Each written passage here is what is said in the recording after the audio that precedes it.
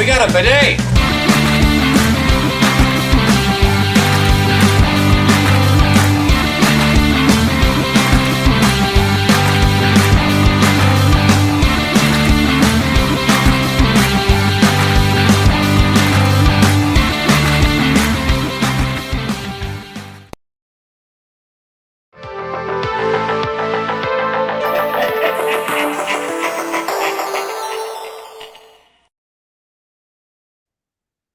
Hey everybody, and welcome back for another video. In today's Shoot the Sheev podcast, we are now talking about Return of the Jedi, which at one point was actually called Revenge of the Jedi.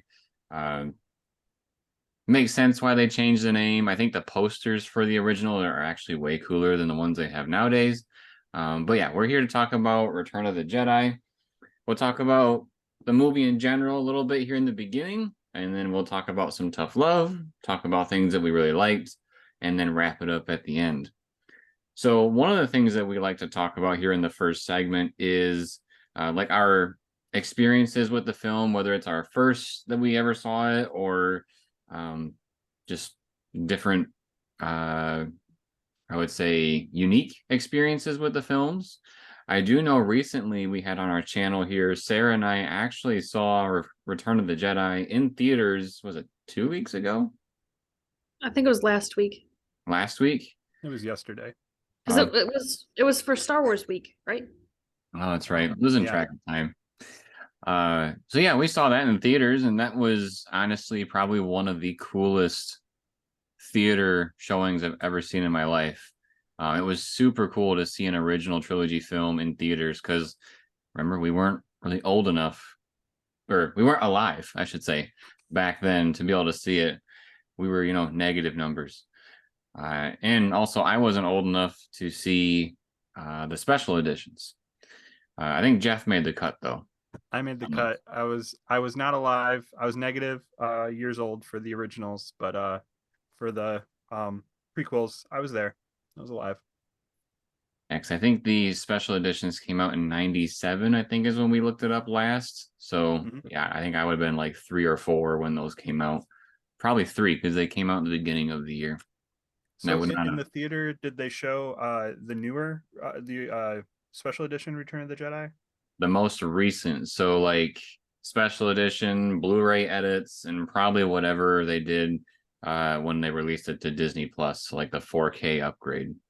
Okay. So visually, it was absolutely stunning. In my opinion, the movie looked like it could, aside from a handful of shots, like some of those special edition CGIs, it looked like it could, rival any other film that was in the theater, which was super cool. It was also nice because seeing it on the big screen, there was a couple of things I hadn't noticed before. Like if you look at some of the random people in the line of troopers when Vader and the Emperor arrive, there's one shot where there's a dude way in the back trying to adjust his hat and stuff, thinking he wouldn't be seen. So I thought that was hilarious. And there was one other one, but I can't. Oh, you remember when Leia gets shot when they're trying to open up the door for the shield generator? I had never noticed that Han actually had blood on his hands from her wound when he was trying to take care of her. Yeah. So just some of those cool things you get to see it on a massive screen, you start to pick up on, and maybe some of the lighting too, because that probably just looked like dirt on Han's fingers in the other editions we had. I've never noticed that. I haven't either, but now that you know, I bet you'll see it. Yeah, I'll check it out in 30 years when I rewatch this movie. Yeah. What are you talking about? It's the best one. You're gonna watch it all the time. Okay, so while we're on this right now, so the first, for those of you rejoining us again, you may recall that during the A New Hope watch, I watched the 1995 original release on VHS in stunning full frame fuzzy quality with THX sound. Awesome. For Empire, I watched the Disney Plus one, which was also great, very high quality. I love the recoloring that they did for Empire and stuff like that. Now, for Return of the Jedi, I had a decision to make, which was, do I just go back to the VHS? Because I already know that I don't really have high opinions of a lot of the changes that they made for the special editions in Return of the Jedi specifically. So I tried to just block it out, and I tried to just kind of have a Zen moment. I got, my chips, and I had, a nice beer with me, and I just kind of settled into the couch, and I put on the Disney Plus one just to see maybe if I try to go in with fresh eyes and just try to, stay optimistic, maybe I would change my opinion. And then we get to Jabba's palace, and there's that musical number, and I just wanted to die, and I just can't stand it, and it just takes me out.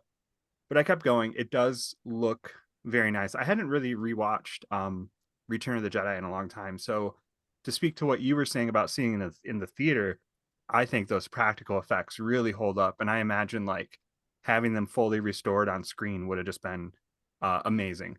But yeah, they haven't seemed to really even do updates on a lot of those CGI characters that they did from 1997, or maybe they did like small updates, because I know that they updated like Jabba in A New Hope or whatever. But either way, there's so many things that just like were put in there that just take you out and interrupt the flow and don't need to be there. So I don't know. We'll talk more about it. I have a lot of tough love. I have a lot of things I love about this movie, but I have a lot of tough love too. But that's just where I'm coming from for kind of my approach to this movie. Yeah. What about you, Sarah? This is by far my favorite Star Wars movie. Um, I I'm love. glad you're following my diatribe with your love for it. Makes me feel I don't good. want to get too nitpicky on the things that I love because I'll leave that for later. But I've always loved this movie mainly for the Ewoks, and rewatching it in the theaters and getting to see it, on the big screen, and it just reminded me of all the other different pieces to the story that I really like. I will agree with you about the band, and we can get more into that later. But aside from that, this is my favorite Star Wars movie, so I'm very excited to be talking about it today. Nice. I would say I think growing up, this one was really close with Empire as a child. But I think the more that I learned more about Star Wars as a story, as opposed to just really cool action sequences that held a little kid's attention, that's when Empire, I think, overtook Return of the Jedi for me. But I will say, like I said, being in the theater, it was an awesome experience, regardless of some of the different negativities that people have about the film. Um, Jeff, when you talk about the music number, because I think there was a music number in the original, but then they updated it.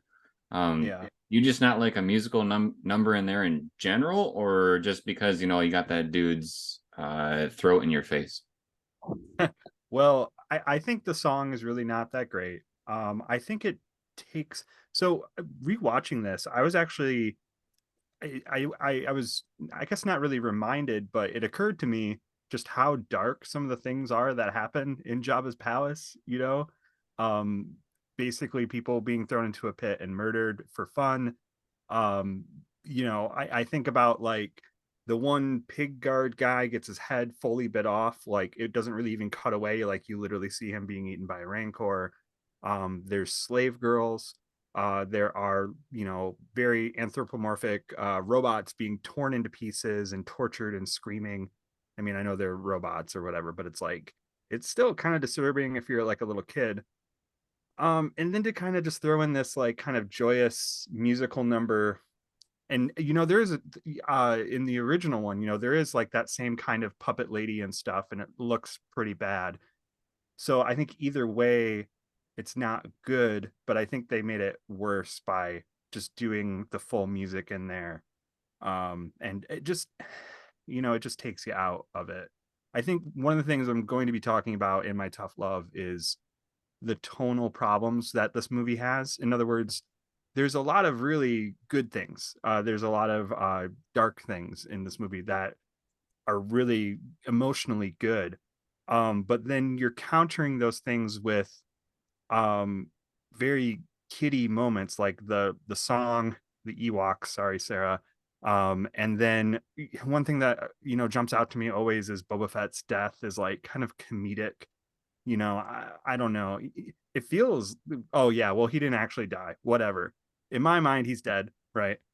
Um, or he's being digested for the next 1,000 years. Um, I don't know. I've never. Is that what happens in the Boba Fett show? Does he just like climb out? It happened in both, like pre-Disney and post-Disney. I believe in pre-Disney, Lucas had him jetpacking out of there later on. But in Book of Boba Fett, he basically makes his way. Maybe he moved throughout the stomach during his time in there, but he goes off on like the side and eventually emerges out of the sand. Is it Parks and Rec that dude did the? Oh yeah, Patton Oswalt. He It's gives it's literally yeah, what he said. his hand emerges from the sand. Yes. Oh my god. I didn't know that. I've yeah. Yeah, that's why For people were audiences at saying home, the I haven't gotten to the new Star Wars stuff, but I'm just one of those diehard original trilogy people. So yeah. that's why a lot of people were saying the creativity is so low that they steal it from other people. I mean, it's a good idea. If you're gonna do it, you might as well have it epic like that. Um, but yeah, but just overall, I think it doesn't know what it wants to be. It wants to have a really heavy emotional weight, but also like appeal to very young kids and very broad audiences. And I get why they would want to do that, but some things just don't work together. You're constantly being like pulled in and pulled out. That's how I kind of feel. Okay, interesting. I'm Where sure. are you on the scale of liking this movie, Jeremy? If I would say 10 is I love it, 0 is I hate it, I'd probably say I'm like in the 8-ish. Pretty high up there. Yeah, I mean, I would still say I'm within like a 7-ish. Like I don't hate Return of the Jedi by any means, but I think what always pops out in my mind, especially on this rewatch, is like what it could have been. Like there's a ton of like good things about it that are kind of weighed down by other things. Sure. Yeah. One of the interesting things that came about, I think, when the Blu-ray releases came out, is they actually showed a deleted scene that was, it takes place early on in the film, like right when Vader, I think it's right after he leaves that officer that he's talking to in the beginning, and it shows that Vader goes to his chambers and he's trying to like reach out and see maybe where Luke is, and us as an audience get to see where Luke is. He's like in this little cave right outside of Jabba's palace, and it shows that he's putting his lightsaber together, and then eventually giving it to R2D2. Do you think if they would have kept that it would ruin some of the surprise factor when they go to the Sarlacc pit? Yeah. I mean, because part of it is like, why doesn't Luke use his lightsaber during that first confrontation? He force pulls the gun from somebody, I don't remember who, and then tries to shoot Jabba, and it's like, why doesn't he just have his lightsaber? Part of the Jabba storyline is, it's become kind of a classic sequence of events for this plan, but the plan is so convoluted that it's like, how would this have ever been pre-planned out and stuff? It just makes more logical sense. And I get it's a movie. Not everything has to be completely 100% logical, but it just would have made more sense to just for Luke to just have his lightsaber and within the palace just use it, because obviously by the time they get to the what is it called, the sand skiff, whatever it is, the sand barge, the bar, Sail barge. sail barge. I was almost there. By the time they get there, like, I mean, Luke takes down, 24 people or so that are all shooting at him, and he seems to be, almost a full Jedi Knight. Why couldn't he have just done that in the palace? I almost Um, wonder if Didn't they? they tried to have like a surprise factor, because I mean, thinking about if you were seeing this for the very first time and so was everybody around you, at this point, from what we remember, is that he lost his lightsaber and that he didn't have one. yeah, So maybe that was kind of a surprise. But why couldn't the surprise have come from the palace? I don't know. So yeah, I mean, what I'm kind of feeling about it is it's good cinematically to have that like set piece of them out on the sand in front of the pit, like when pirates make you walk the plank and stuff, and it's really good movie wise. But I feel like when you kind of think about how this was pre-planned, and it just seems like the writers were trying to have this set piece of them going to the pit, and they had to figure out a way for them to get there. um so it's not that it's like the worst thing I've ever seen, but it doesn't really, the plan doesn't really add up. It's really convoluted. So But there's two things I have for this. One yeah, is, didn't they search him for weapons, or like he surrendered weaponless, so he couldn't have had his lightsaber on him because they searched him? That's a different oh scene. You're talking about when he surrendered himself to the Imperial officer later on in the film on Okay. Endor. yeah, when he comes into Jabba's palace, he like chokes the pig guards. I don't know Yeah, what they're actually called. Like, they're remember good. they walk up to him and he just goes like this, and they fall back like holding their necks. Like, he could have just pretty much overpowered anybody. And not that he would, he still is going to try to settle things peacefully, but he still pulls a gun on him. Why didn't he just pull his lightsaber? Yeah. But I get it's a movie and it needs to have like that set piece, and I get why they did that, but it's Why does just, anything happen the way it happens? why does anything happen? Why doesn't Luke just go home? Well, I guess he did go home, right? To Tatooine. He used to live here, You're gonna die here, Convenient. That's a great line. Sarah, did you say you had another question? I thought you said you had two.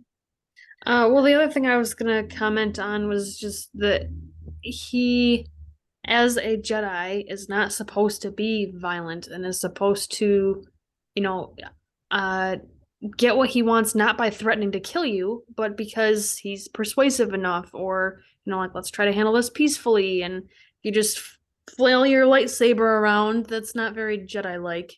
Yeah, he did try the mind trick approach first, This is true. so maybe. I don't know. It doesn't seem very peaceful to just come in and choke out the guards and then pull a gun. I don't know. I don't know, but I'm sure we'll get into more discussion with our tough love. So stick around. We're already arguing. Yeah, we're already arguing. So stick around and we will talk about some tough love. Have you seen The Mandalorian? Do you wonder what Operation Cinder was that they mentioned in this show? Well, we got you covered because we have an entire playlist dedicated to the Star Wars Battlefront 2 campaign, which highlights Operation Cinder. So if you check out our playlist, you'll be able to see what actually happened with Operation Cinder and know what they're talking about with the show. Now back to ours. All right, we are back with some tough love moments for Return of the Jedi. When we were off screen here, things were getting a little argumentative, so I think we're ready to get rolling with some of these. So who wants to start? Sarah, you go first, because I'm just gonna rattle on and Okay, talk I've for got 10 minutes. 3 big questions All of right. why did they happen the way that they happened? And there's probably no right answer, so we're just gonna go right with it. The first one. So you know how when Luke's getting electrocuted, like towards the very end of the movie, and then Vader kind of saves him because he throws the Emperor over the railing and stuff, right? When Vader is being electrocuted, you can see his skeleton and like his skull, but when Luke's being electrocuted, you don't. Okay, I got my best answer for you. What's the deal, Jeremy? Tell us. So Luke cut Vader's hand off, right? So he has like exposed wires. So my guess is it got into the wiring and then electrocuted him. But Like, Luke was also being electrocuted. yeah, but it wasn't like I don't know. My guess is because Vader is hooked up like internally, it would like resonate throughout his body. But it's basic physics, Sarah. yeah, Don't you know? The electricity got in through his severed hand. it did electrocute his teeth. I think that's funny because you see like little zappies on his teeth. Whose teeth? Vader's or Luke's? Luke's, but you don't Okay. see like Luke's skull like you do for Vader. Right. I have a question about the same scene. When the Emperor tells his guards to go, they just like walk around the little pillar instead of going through the door. Are they just like waiting around the corner, just like pretending not to listen to like what's going on in the room? I don't know.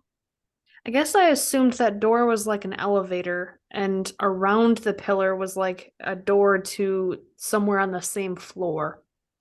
My headcanon is they're just like standing back there awkwardly looking at each other like, oh, he's doing it again, Gary. I don't know. What are we gonna do? Hmm. We Jeff, would you like to have Yeah, one of what's your your other second ones? one? No, do your second one. Let's hear it. I'm Um, ready. I want all three. why did Vader's body not disappear when he turned Yes. into a Force ghost? Like when Yoda died, his body disappeared, but Vader's did not. That's a great question. I thought you would have definitely known this because that's like one of the big things is like, why doesn't Vader disappear? Why does Obi-Wan disappear faster than Yoda? Why doesn't Qui-Gon disappear? Um, I don't get it. What I don't know what the rule behind that is. Great question. I'm gonna look it up. I'm surprised you Well, didn't know this off the top of your head. I was expecting you would. similar topic while you're looking that up is so I know this is part of the edits that they did, the special edition edits and stuff, but okay. So when Obi-Wan dies and he becomes a Force ghost, it is the old Obi-Wan, right? Like the Force ghost is the old Obi-Wan. But when Vader dies, it's the young Anakin as a Force ghost, even though that's not the age he was when he died. I think they should have stuck with the old man. I believe my interpretation of it is that they wanted the visual of when he was last a Jedi and not just this mangled uh Dark Lord of the Sith. That's my take. But I didn't hate he that. die I as a hate that Jedi? change. Yes. Technically, Yes. The whole point of it is Vader redeems himself at the end. That's his whole arc. The whole point of the ending is that. And you see him as this frail old man when they take off the helmet. And then they completely undercut it because they did the stupid prequels and they wanted to have what's his face in there again.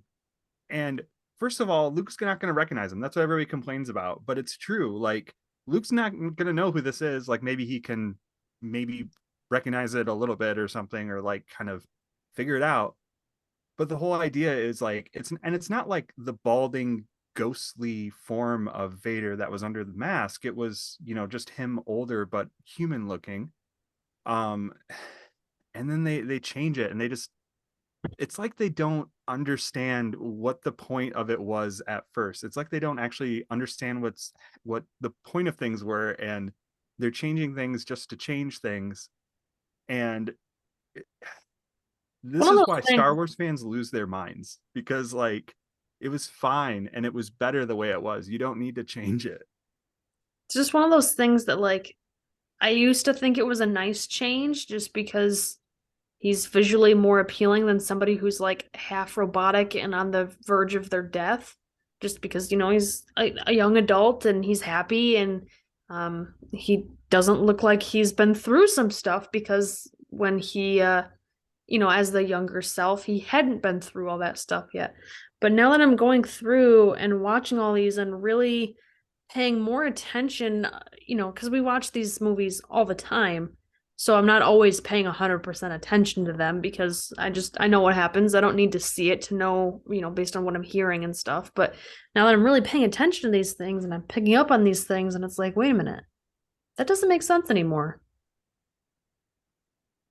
Yeah, I agree. And it's like you said, it's also inconsistent because they replaced young Anakin, but they didn't go to young Obi-Wan. They're doing it in the form that Luke would recognize. It's a useless change that undercuts what's supposed to be a really deeply emotional moment. Did you find anything, Jeremy, on Force Ghost disappearing bodies? Yeah, so I kind of knew the answer, but I just didn't know quite if it was the You didn't answer. know. You looked it up. Now you're just like, oh yeah, I knew that. Um, so when Vader is in his dying moments, because it appears that he just dies right in front of Luke, but he's still taking, his sweet time.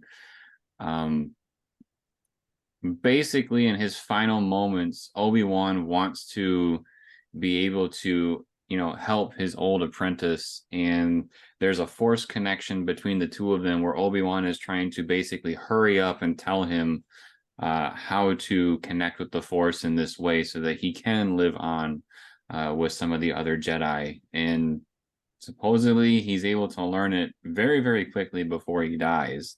So when we see the Vader being burned, it's basically the suit, not necessarily his body, if that makes sense. So he Okay, so does, you think he did disappear, but they just burned the suit, or Off-screen Luke just burned the disappearance. suit. right. So what about Qui-Gon? That I don't know. I didn't look that one up. I just want my Jedi rules to fall into place. I don't know where things are delineated based on what they can and can't do. Can they just bring people back from the dead? Apparently it's fine. Maybe they can just start flying. Yeah, okay. I can't just have some rules. I need a structure to these abilities. What do you have for tough love specifically with this movie? Me? Yes, we'll just start with your first thing, and then maybe we'll go to Jeremy after your first one. Okay.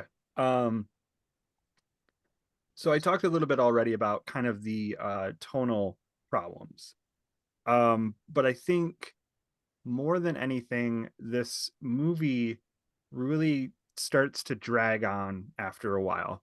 When they get to Endor, and we spend about 2/3 of the movie on the Forest Moon, which isn't necessarily a bad thing, but they play out the plan like they need to be in a rush to take down this shield, by a certain time.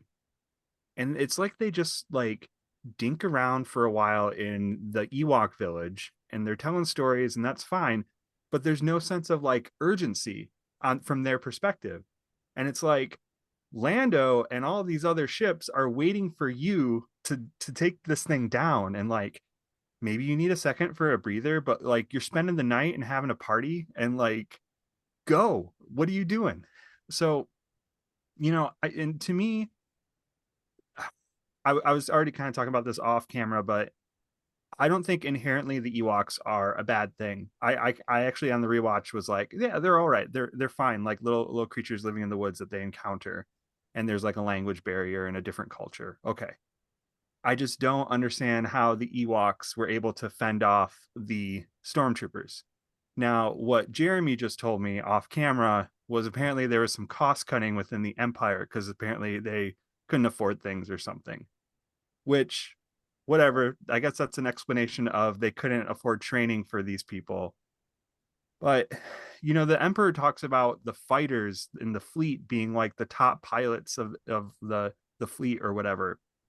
And you would think that with this huge structure that they have, building, and it's like you're building like the biggest thing for your country or company or whatever, and there's so much riding on this, and that the rebels are coming to attack this. You should have like your troops ready to go, and the Emperor laid this trap. Why aren't there better people on the ground and more people defending this? And the troopers are taken down by rocks, you know and like the sticks, and they just make the dumbest decisions the whole way through. I'm gonna throw And a rock at you, Jeff, and we'll see if you fall down or not. give me some armor and give me a gun, and we'll see how far that takes you, Sarah. Like, they have guns to shoot these things, and it's like, I get it, there's some inventiveness with like the logs that swing down and like hit like the head of it. That's pretty cool. and the one that gets tripped by the logs coming down. But the impression that I get is the Ewoks like didn't prep like the days before or something to set all this stuff up. To me, what it felt like was when they get to that door, and then doesn't like Wicket leave or something and go get people or whatever, and I then think so. they decide to help.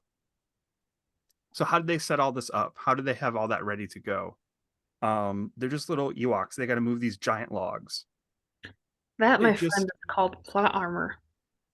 I guess the whole point is, they have that like all of these shots of them just throwing rocks, and it's just like people stumbling around, and it's embarrassing. Like it kind of becomes less fun, and every time they cut back to that fighting, what should have been the main focus of the battle in the stars and Luke against Vader, it just interrupts that flow. um and it's just, for me, it's just not entertaining. It doesn't make sense that like Han and Leia are just like in the front of this door that's just wide open, and they're somehow around the corner, but there's nobody shooting on the other side of them. You can't get one of the chicken walkers to the other side to shoot them because Chewie just walks up in the one chicken walker that he gets. My brain explodes trying to piece it together. Okay. Well, there's one diatribe you're going to have this recording. So I'll stop talking for a little bit and prepare myself for the next one. I'm I'm kind of reflecting on the different things you're saying, because to a point I agree. Like, especially the, how did they prep all that, so quickly. Part of my brain goes to like home field advantage. Like the Ewoks know the land, and the stormtroopers just get surprised everywhere they go because all they really know is the shield generator. Um, but I also think I think a small piece of it too is, at least when they're throwing the rocks and stuff, they weren't anticipating that they were going to have rocks thrown at them. So now they're surprised or taken off guard. And if you just start shooting your gun everywhere, you're going to have friendly fire. So you got to be careful where you're shooting. But if every time you look up to try to see what's going on, you get hit with another rock, it's difficult to accurately, because we all know stormtroopers are real accurate with their gunfire, especially these ones, which apparently aren't trained. Because of the cost cutting. Jeremy, explain to the audience at home what you explained to me, why the troopers are so bad at what they do. Yeah, so when Tarkin took over control of basically all of the Imperial finances and being in charge of troops and stuff, he did not want to pay the price of cloning anymore, even though they had elite troopers. So to cut costs, he decided to scare the galaxy with numbers as opposed to skill, because not everybody knows that these stormtroopers are poorly trained, but they do know if there's a whole bunch of them that they might be outnumbered. So they invested in basically cheap labor and big numbers as opposed to skilled fighters. Yeah, I mean, maybe that is like the canon explanation. That's fine, but it doesn't take away from the fact that it's just pathetic watching them stumble around with rocks hitting them.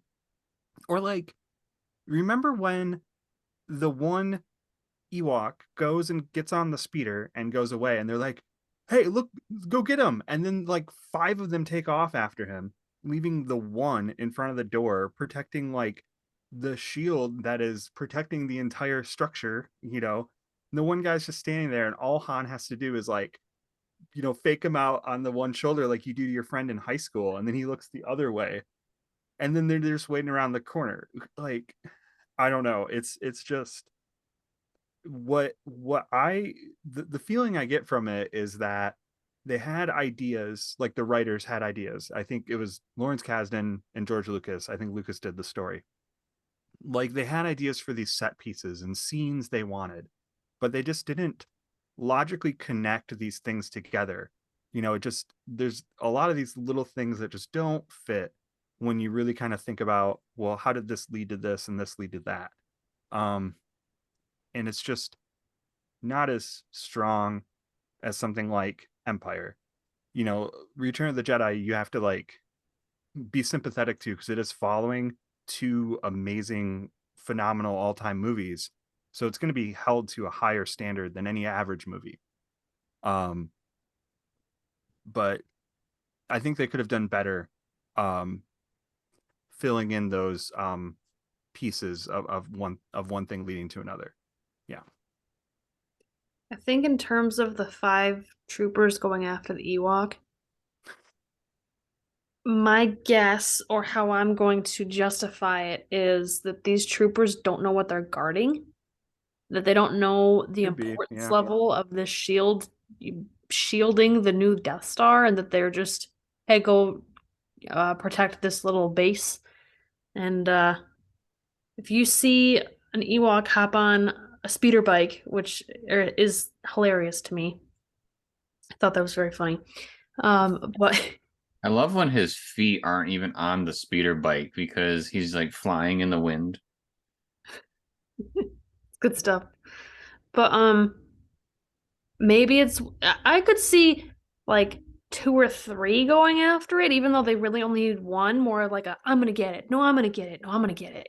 But 5 is pretty excessive, or however many went. It was more than they needed. It's I think it is 4 or 5. Like literally, I'm trying to not exaggerate the number.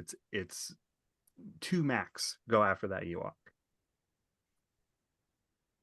The one that I wanted to at least sneak in here to our tough loves was the Blu-ray edit where Vader actually vocalizes his thoughts during the time that Luke is being electrocuted. I really didn't think that it was necessary to tell everybody that he was upset with what was happening vocally, let alone use something that was kind of laughable from the prequel trilogy when he just yells no. It doesn't feel like a empowering Darth Vader way of talking. And so I think it's very laughable the way it's said. Like that's not to knock like James Earl Jones or anything for what he did, but if they wanted to vocalize it, I think they could have done a better choice of words. But at the same time, I think his just seeing him visually where he's looking back and forth, and throughout this movie that he's going between both sides of this is my son and I'm basically a slave to this guy. um I think the way that they shot it the original time was plenty enough to show that he was between decisions, and then seeing him do what he needed to do was plenty. And so when they added that, it's hard, like you said, Jeff, with some of this stuff, it's hard not to fall out of the emotion or the tone of what's going on, knowing how weird that it sounds and feels. Yeah, because it doesn't need to be there. It's another one of those things that it feels like they added it to like it's almost like you feel disrespected as an audience member in the sense that like if this no weren't there, then we wouldn't understand what was going on. But it's very obvious what Vader is feeling and what his conflict is. And then it's like they added the no to be like, do you get it? Like, yeah, we know what's going on. It's I don't know. It's almost like offensive in a way. Like it does. Why? It's another thing that just hurts the movie more than helps it. Yeah. Like it doesn't break the entire movie, but these things add up, and it just takes like yeah, like you said, and like I was saying, it just takes you out.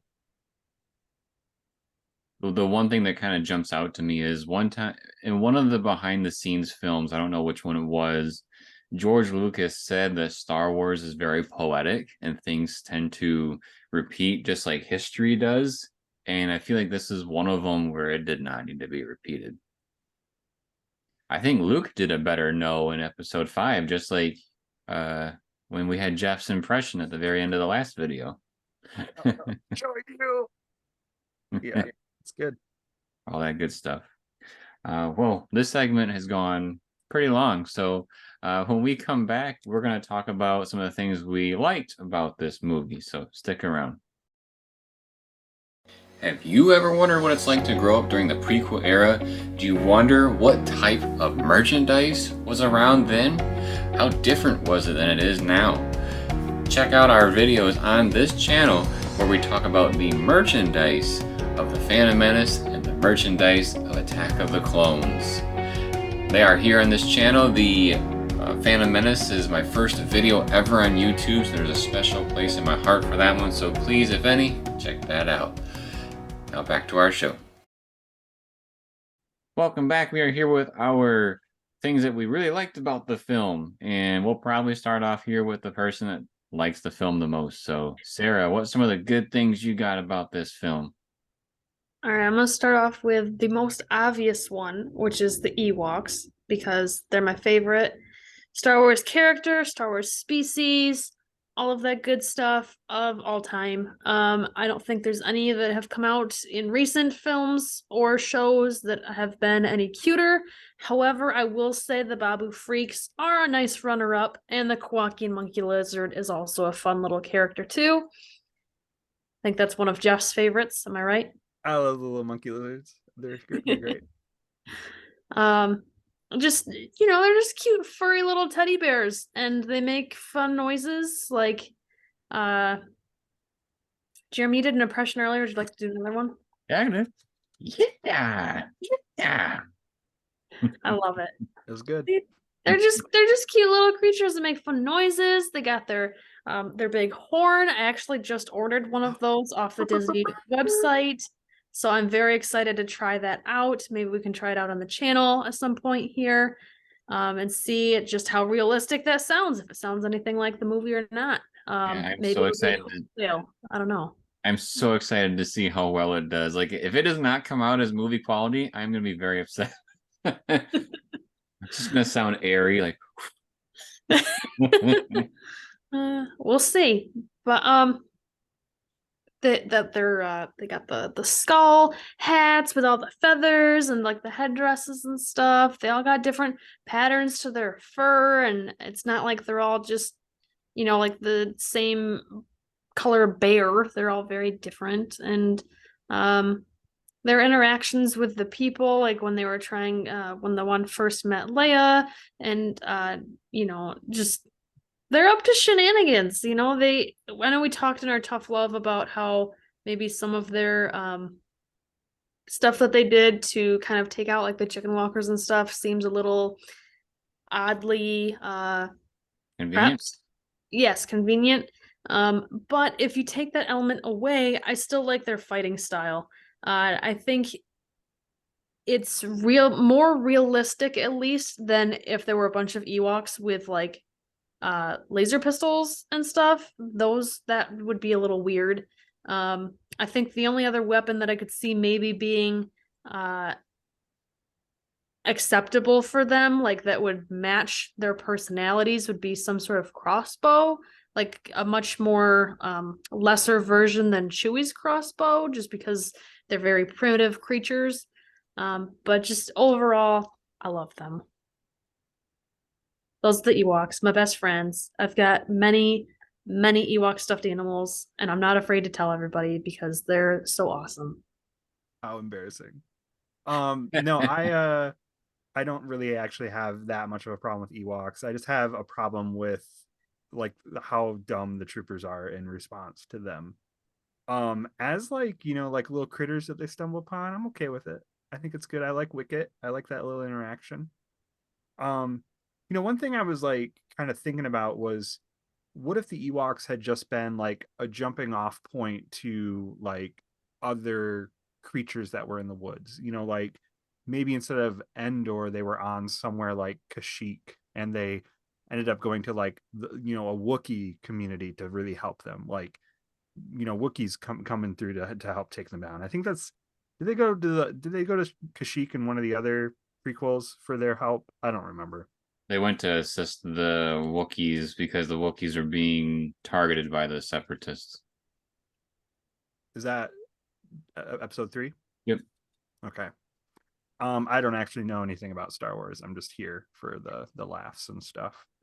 Um, so yeah, anyways, I think it would have been like cooler if it was like the Ewoks in conjunction with like either a more powerful Ewok or like some other creatures that they fought alongside with.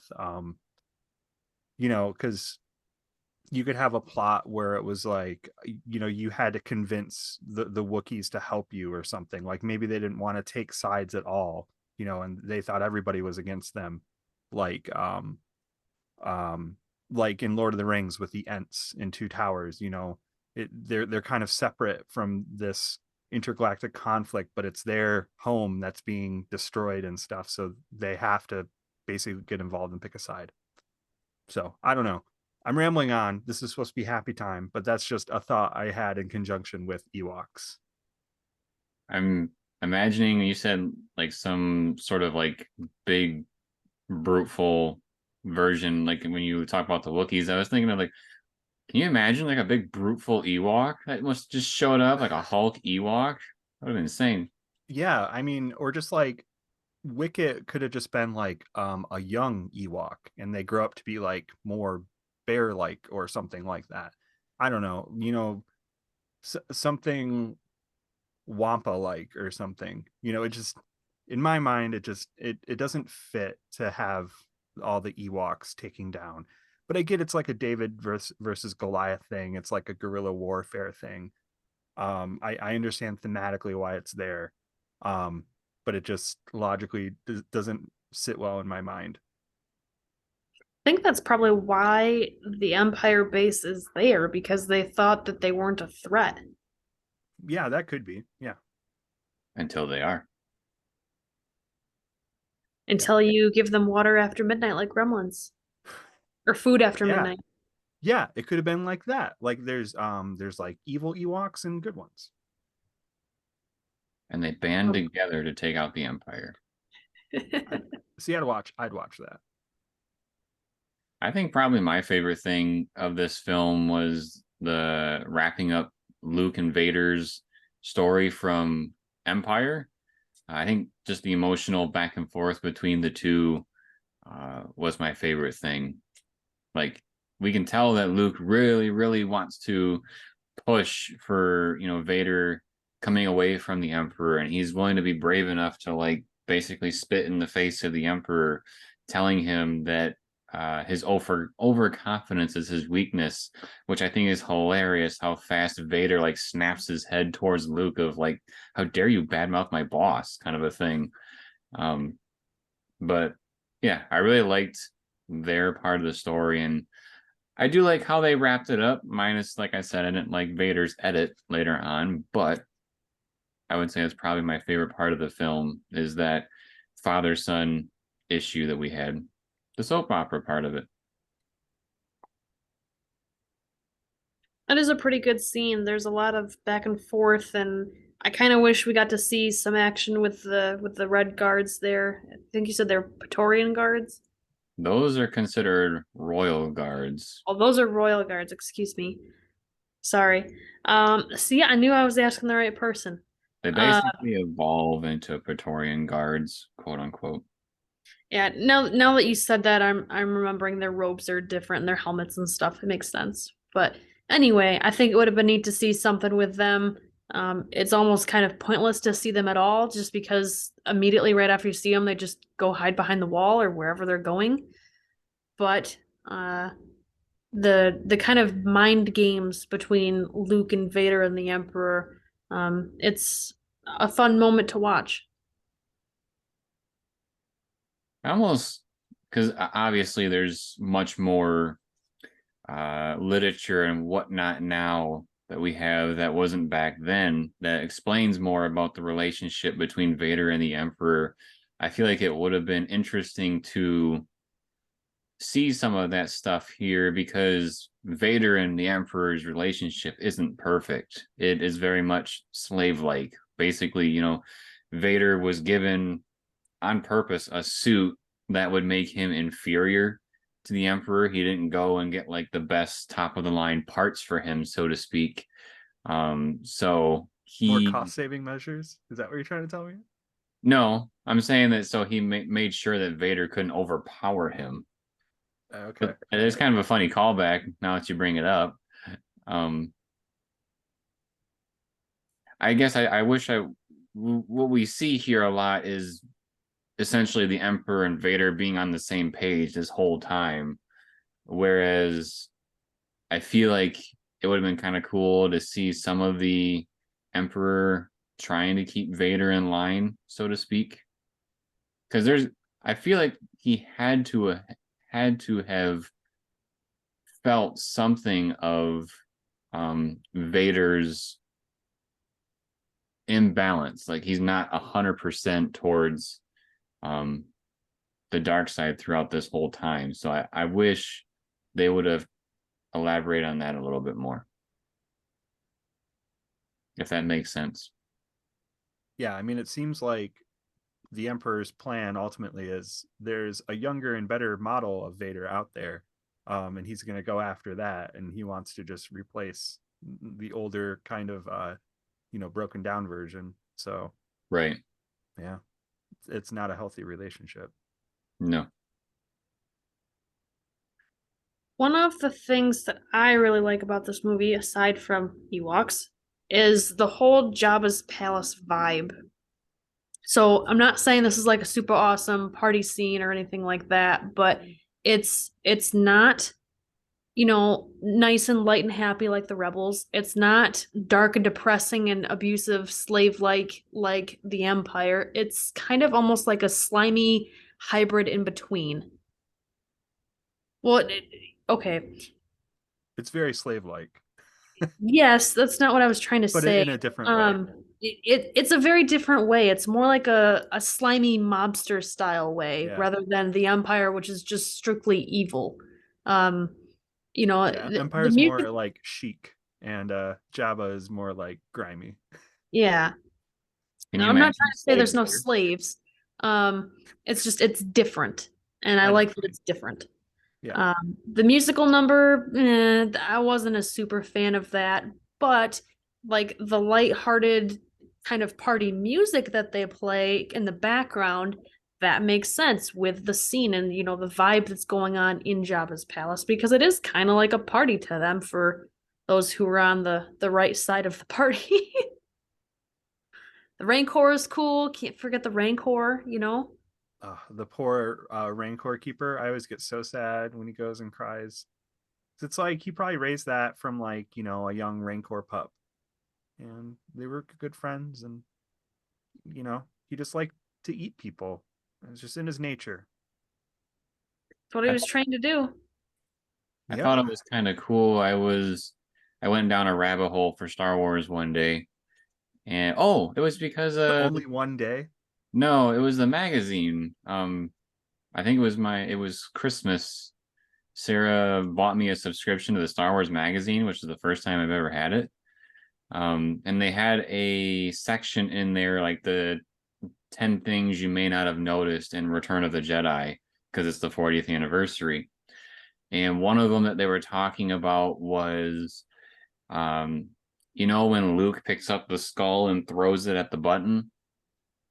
Apparently the skull, the background information on that is that when Jabba first got the Rancor, he assigned the job to the two people that said that they were interested in getting a Rancor, which was Bib Fortuna and this other guy, which I don't know his name.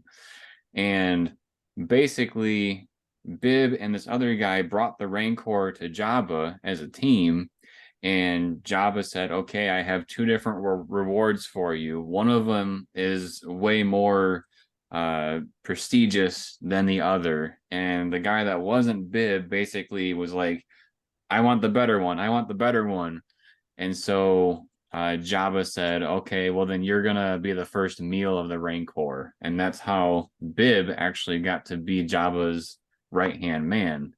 And the guy that went down there, which is the skull that Luke used, was the Rancor's first meal. So he's the one that brought it there and ended up killing it. So is Bib?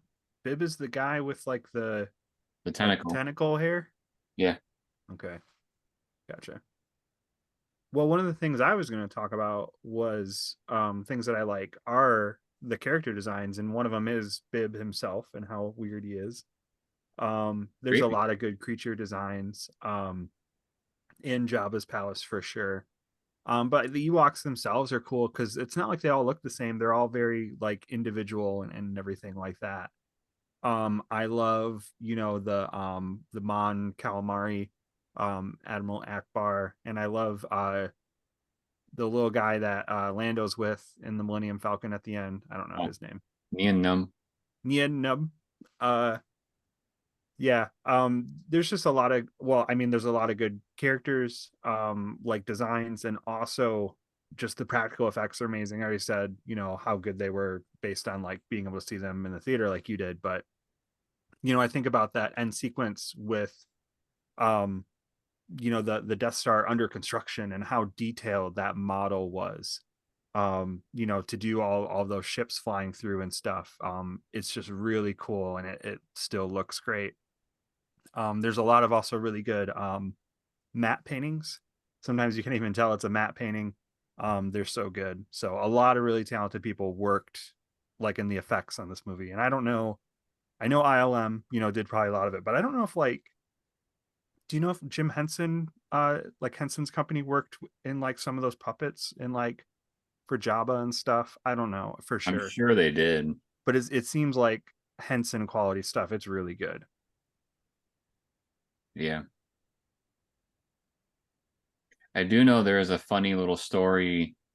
I don't remember exactly what was said, but one of the dudes that was working inside the Jabba puppet was like blurting something out at Harrison Ford to tease him. And he got so mad that he was like, that guy has to be fired or I'm leaving the movie.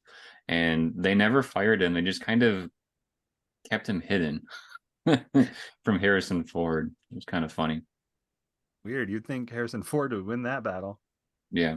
Because I mean, by this movie, he had already been Indiana Jones and in Blade Runner. I mean, he was a superstar. Yeah.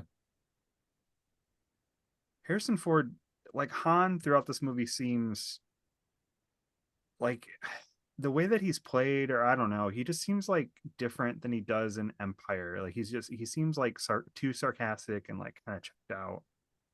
I don't know. I just get a different vibe from him. I want to like Han more, but he doesn't seem like the same Han in this movie. I don't know a specific instance of what I'm talking about, but it's just the impression I get. I do think I either read or watched something recently, again, because there's so much stuff going around because of the anniversary. There was an argument that came up saying that he seemed more of a sideline character in this one, to make room for the other, new stuff. Which I can Yeah, kind of see that. he really. Why wouldn't he have stayed in the Falcon to fight? It doesn't make sense that. Well, first of all, both he and Lando were promoted to generals. Maybe they just didn't have anybody else, or it's just like an honorary title because they don't seem qualified. Um, but then he leads the ground crew. Why would he want to do that? That doesn't seem like something that's his best fit. Like he should be flying. He's a top pilot and he's good with his ship. Make him do it.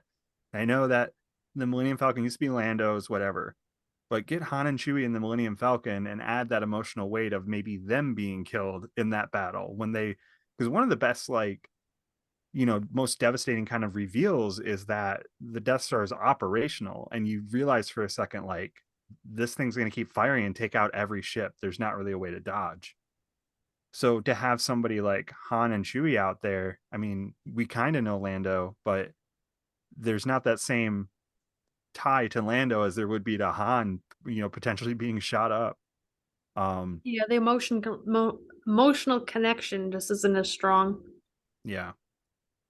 So yeah, I understand why they put him on the ground because they wanted like interactions with Leia and Han and Luke and stuff. But again, it's one of those like logistical things where it's like it works for the movie for the characters to interact, but it doesn't make sense from like a tactical war perspective, Yeah, it's interesting. All right. Well, that was some of the things that we really liked. And then we are going to wrap it up with a handful of things I think that we probably could have sprinkled in before, but we were, talking a lot. So we're going to wrap it up in our final segment here. So stay tuned. Have you ever wondered what Amazon coffins are and what they're full of? Well, we got you covered here on the channel. Check out our playlist of our Amazon coffin unboxings where Sarah and I open up boxes that have Amazon returns and we share with all of you what we get in each of those boxes. If you ever wanted to get into liquidation and want to know what types of things you can find, check us out. Now back to our show. Welcome back, everybody. We are here for our final segment where we're going to wrap up things. A handful of things maybe we wanted to talk about in the other segments, and we're just going to bring them all here. There's lots to talk about with these original trilogy movies. So I think, Jeff, you said you had something you want to start us off with? Yeah. So I've spent a lot of time talking about how I don't like this movie, but I just want to clarify for everyone out there, I still like Return of the Jedi. I would still give it like about a 7 out of 10, maybe even 8 out of 10 for some things. One thing that I really like that I don't think it's talked about as much, but I think Luke is really good in this movie. Some performances are not as good as they could be, or some dialogue's not as good as it could be, but I feel like Mark Hamill really gives it his all in this movie. He plays like, that subtle kind of conflicted Luke, but he also has some good emotional charge. Especially, we already talked a little bit about that end lightsaber battle, but I still will always love those shots of like Mark Hamill where he does that like wide leg stance, and it's just such a good power stance, like silhouetted usually in his like all black that he's wearing. um I love that there's that one dolly shot where they go across and you see Luke kind of taking the offensive against Vader, and it kind of goes underneath the stairs.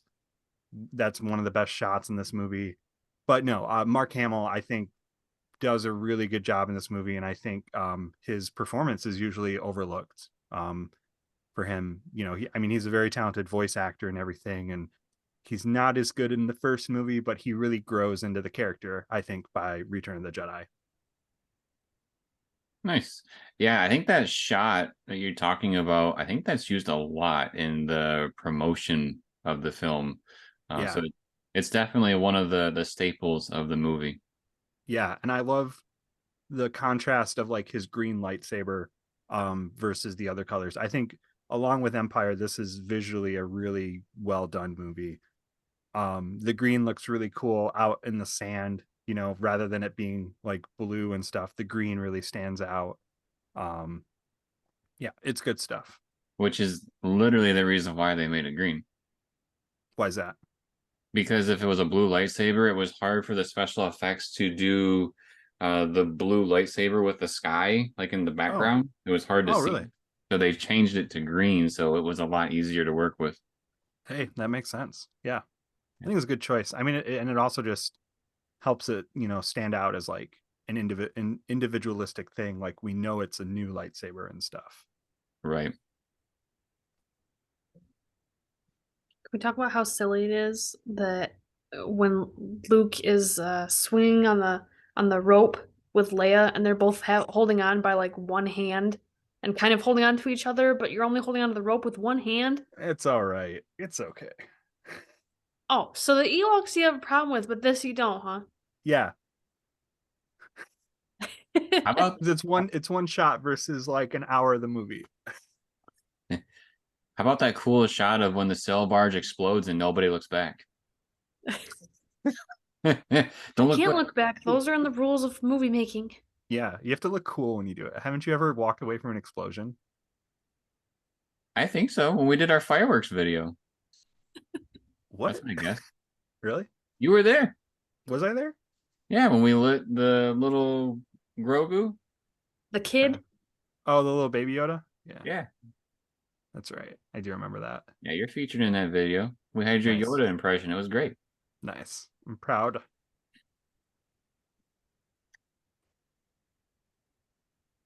Sarah, do you have anything else to say? Ooh. Um, I like Leia's costume design when she's pretending to be the bounty hunter. Oh, I thought you were gonna say when she's Jabba's slave. I was like, I bet you do. I mean, that's a fun costume too, but she has a lot of cool costumes in this, and I like her hair in the Endor, when she's in her Endor outfit and she's got her hair all braided around and stuff, and it looks really nice. I've always Yeah, wanted to do that with my hair, but I can never stand to keep it long enough I to was gonna be say able her to do hair it. is really long in this movie. Hmm. Because she I has it couldn't keep my down hair that during long. that bridge scene. Yep. Yeah, Carrie Fisher's a babe, and you see her little coke fingernail and everything in a couple shots, and it's pretty good. I'm gonna bring it up on the family podcast. I'm sorry, Uh, kids, stay clean. yeah. But no, I really like her costume designs. She's got a lot of fun outfits for this movie all throughout. Yeah. Jeremy? I don't know. I think just in general, I do enjoy the movie a lot. I like one of the things I actually really liked about this one is everybody knows if you watch this channel that I'm a big Vader fan. So I really liked how the movie opened with Vader. Like it didn't open with the rebellion side of things. So I thought that was really cool. Um, I just like to get right to his character, so to speak. Because I think in the first of these movies in the original trilogy, we got a decent amount of Vader, but we didn't really get a lot of who he was. He was just kind of that shadow of Tarkin. And I like how this movie just got right to it with him and, setting things up with the Death Star with the Emperor. And then obviously the rest of the stuff we got throughout the film with him and Luke. So Vader, in my opinion, is the highlight of the movie. I know a lot of people talk about the Ewoks, but I can't help it. if you don't like Ewoks, just a small side note, there is a really cool DLC for a game called The Force Unleashed 2, where you play as a non-canon Sith hunter, basically, where you overtook Vader's position, and your job is to go wipe out the rebels that are attacking the generator, and you can use Force Lightning to just fry Ewoks left and right. It was pretty great. I'm pretty sure there's like a video, like a achievement slash trophy in the game for electrocuting 75 of them or something ridiculous like that. I'd Fried, yep, never, nub. Sarah, are I'd you gonna never be play? able to get that trophy. We should do a review of the Ewoks TV show or movie or whatever it was. They're The on the cartoon list. Ewoks. They are on the list. They're on the list. Yeah. I want in. Let me know. I'll be back to talk the Ewoks movie. We actually have to. What if I love it and That'd you be guys hate it? insane. I still need to see them for the first time. Me too. I actually have not seen it either. I think I've seen like maybe 5 minutes of it or something like that, but I haven't seen the whole thing. I watched the first 5 minutes and of one of them. I don't know which one it was, but the Ewok was terrifying compared to what they were in Return of the Jedi. So I don't know what happened to the This budget. sounds like we're gonna have a movie night in the next month, and this is gonna happen. It's gonna be great. Could be. Yeah. Could be. I have one more kind of like interesting thing, but also sad thing that I noticed at the end of this movie, and I don't know if it's really talked about in a lot of places, but so I got to the credits and everything, and I always like to watch, at least a little bit of the credits because I like to see, everybody coming in and stuff, and see all the names, and I cry a little bit. But so I was like watching credits, and they get to like C3PO, and I noticed that onto the screen he's not matched up with R2. I'm like, okay, well maybe Anthony Daniels just got paid more than Kenny Baker and stuff. But then I keep watching and keep watching, and they go through and they get through everybody. And of course, like the last person on there is like and Alec Guinness as Obi-Wan Kenobi. And I'm like, there wasn't R2 in there.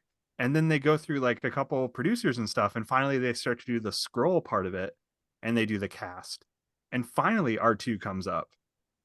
I just think that is a huge slight to Kenny Baker. You know, I get that maybe it was done in terms of like how they got paid, but the monetary amount does not justify like putting Kenny Baker and R2 so low down there. Like that was, I don't know, that stuck out to me. I couldn't believe just that he was thrown at the scroll credits and not in like the first 15 characters, you know, that appear in the rest of it. So I don't know. I think we should petition. This is a bigger deal, I think, than Chewbacca's medal. I think we need to petition to get Kenny Baker and R2 put ahead in the credits because that's an injustice. I did not know that. That is Yeah. interesting. I was kind of upset, and I need to go back and I guess I didn't even really notice it in the other ones. I don't know if it happens in the other original three. Um but it's at least in the Disney Plus Return of the Jedi that he's way back there. And I don't care if he wasn't paid as much as everybody, but he is well deserving to be on that same title, or not title card, but credit card as C3PO. How could you not? Yeah, I'm surprised to hear that they were not just separate, but so far separate. Like, why wouldn't they be within, say, two or three characters of each other? Yeah, I mean they do like the main kind of cast, you know, because it always ends with like director and stuff, and then they do kind of main cast people, and they're popping up. Some are alone, and some are shared screens, and then they go through to like producers. And I think John Williams is the last person on the separate screen before the scroll actually starts, and that's when R2 as a cast member comes up. Hmm. Justice for Kenny Baker. Yeah. I thought you were gonna bring up that. Well, I thought there was one of two things. Because you started talking about casting, I thought you were gonna bring up that Ian McDiarmid actually played the Emperor back then as well, Mm-hmm. which is really cool. And then when you said something was sad, I thought you were gonna say how there's that shot of the people of Coruscant and they're all cheering and stuff. There's that one stormtrooper that's kind of like crowd surfing but being mangled. Did you see I that? kind of I kind of glazed over during those shots because I just didn't care. Oh, yeah, they're like they have him above everybody and he's just like trying to get away and uh yeah, he's going nowhere except for probably being killed. Great. I do not remember that, but I'll have to go back and watch for that. Yeah, I'll show you. Anything else you want to say about Return of the Jedi? It's the best movie ever. And if you disagree, how dare you? You're wrong. Just I teasing. I will dare and say it's not, but That's I like it still. I think it's still enjoyable watch. I still had a good time. I think I'm gonna sit down and watch the VHS one next time. I'd like to see that too, just because I know that the band is different in Jabba's palace, and I want to Yeah, remind myself of what exactly the differences are. it's a And I know crappy this, little puppet. You know, like it's still like the little lip like lady or whatever, but she's just like a floppy little puppet. You know, so it's not good, but it's better than the musical number. sure. I know Yeah, this movie has its problems. I get that. But Like anyway, if the musical number had been like darker and like more I don't know, I don't want it to be like, see, I don't know how you would do it. Like why have one? Maybe there is a way to make like a darker kind of like a skeevy kind of music or something for that setting, but to have that like big band number with like the giant drums and stuff, just it just interrupts everything. here's a question for you guys. It's an opinion question. This I was have no also strong opinions about anything. yeah, this was also in the write-up that I read in the Star Wars magazine. Um, in Jabba's palace, we get this very, very quick shot of Bulba like flirting with a girl. Are you not bothered by it, or do you think it takes away from his character? Go for it, Sarah. I don't remember seeing this. I know you've told me about it before, but it must be such a small thing that it just doesn't it's so either brief or unnoticeable, or just it hasn't had really a big impact on me to make me think like that's not right. He's not supposed to be acting like that. That's out of character. I don't really notice it. So I'm gonna say not a big deal. So rewatching the special edition, I don't remember how many shots they actually have of Boba like in the original. Obviously he's there because he's on the barge or whatever. What was it called? The skiff? Sail barge. Sail barge? Whatever. Okay, so we know he's there. I don't remember in the original how many cuts they do to him, but I feel like in the special edition they keep cutting back to him, and you see him like walk by Jabba at one point, like in one of the shots, and he like walks past the camera. And it's almost like they're trying to like shoehorn him in. So I Boba. don't know if the flirting, Boba. yeah, I don't know if like the original had the flirting or not, but either way, I don't mind it. But I think all the intercuts to him keeps distracting you from just like what's going on. And if I remember correctly, the that shot is either during when uh either when Leia is like bringing in Chewie or when Luke is there. Yeah, it's one of And them. why, yeah, I mean, shouldn't he be like listening more? Because he pulled like when Luke, or no, it's when Leia pulls the thermal detonator, right? He draws his gun and points it, so it's almost like he's defending Jabba. So either way, you'd think that he would be interested in listening, to that conversation rather than flirting. It doesn't distract from anything. Like, well, what I mean is, it doesn't change his character for me at least, but it's distracting from the scene. Like it doesn't need to be in the scene. Gotcha. The reason why I bring it up, this is what was probably the most interesting part about it to me, is that, with The Last Jedi, it's kind of a tangent, but it connects. With The Last Jedi, one of the things that a lot of fans had a problem with is that when Rian Johnson brought his version of Luke to Mark Hamill, and Mark was saying, this isn't Luke. I know, he didn't say this, but Mark knows Luke better than Ryan does. Apparently, the actor for Boba Fett was advocating to not have this in the film because he felt it wasn't fitting to his character. But we don't really hear about that. At least I never did until I read the magazine. So I find it interesting that the actor for Boba Fett even had the same ambition for his character of saying, this isn't quite me, but I guess I'll do it because it's your movie, kind of a thing. Um, but it was uncomfortable enough for the actor to speak up for his character. So I could was understand. I could understand that. I think the big difference is screen time. And Yeah, Boba's just a very, very minor character in this movie, as opposed to Luke in the other one that you were mentioning. He plays a much larger role, and that's why it's more prominent to the audience rather than just the actor. right. was the flirting shot from 1983, or was that newly put in? That's a great question. Because I just feel like in 1983, Boba doesn't really have a character. I mean, he's like a hunter basically. He's like a faceless, very sneaky kind of guy. I don't know how else to describe him because he is in Empire, and in this movie he basically is just a helmet, and a cool looking character design, and he has a cool ship and a jetpack. But why wouldn't he be flirting and stuff? I don't know. Based on my very quick search, I regret to inform you it was a special edition edit. Yeah, it feels like a special edition thing. So um it's fine, to put a little bit more Boba in there because he's obviously a popular character and you want to sell him. But if it takes away from the movie, just leave it alone.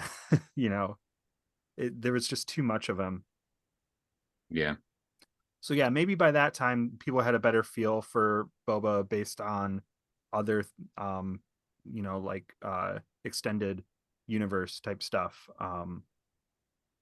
But no, like if it had been in 1983, like what he doesn't have like a personality really yet. So, you know. Yeah. Interesting thoughts. Uh, anything else you want to squeeze in here? I'm good. I'm all right. Cool. I've said my piece. All right. Well, that was our Shoot the Sheev podcast for the week. We were talking about Return of the Jedi this week. As we kind of revealed here a little bit, we will be watching those Ewok films at some point and doing a discussion on those. I am very curious to see them because, like I said, I have not seen them before. I think none of us have seen them before, at least not in full length. No, it's going to be like a holiday special experience.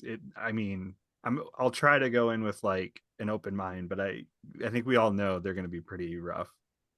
Yeah, but I mean, we all hear about the holiday special being rough. I haven't heard about these being terrible, so maybe they'll be a little bit better. If you enjoy this type of video, make sure to subscribe to the channel and turn on notifications. That way you are notified when these videos drop. They tend to drop on Wednesdays, so look for them then. Drops a like if you like the video and drops a comment letting us know your thoughts on Return of the Jedi or Revenge of the Jedi if you prefer that title as well. And then, as always, everybody, thank you for watching. We'll see you next time.